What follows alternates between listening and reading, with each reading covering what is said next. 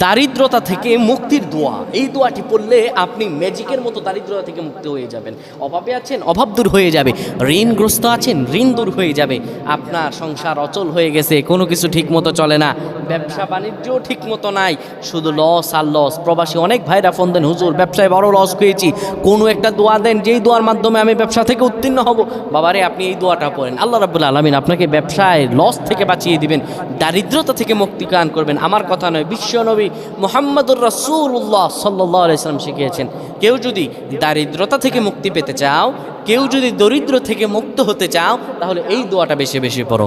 বিশ্বনবী শিখালেন, তুমি দোয়া পড়ো, আল্লাহুম্মা ইন্নী আউযু বিকা মিনাল ফাকরি ওয়াল কিল্লাতি ওয়া জিল্লাহ।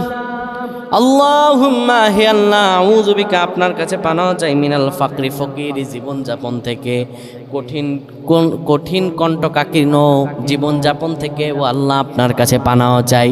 আমার আল্লাহ রাব্বুল আলামিন বলেন, কেউ যদি আমার কাছে চায় আমি রব্বুল আলামিন তারে দিয়ে দিই। আল্লাহর কাছে চাইবেন তো, আল্লাহ দিয়ে দিবেন ইনশাআল্লাহ। আল্লাহ আমাদের কবুল করুন, পয়না আমিন।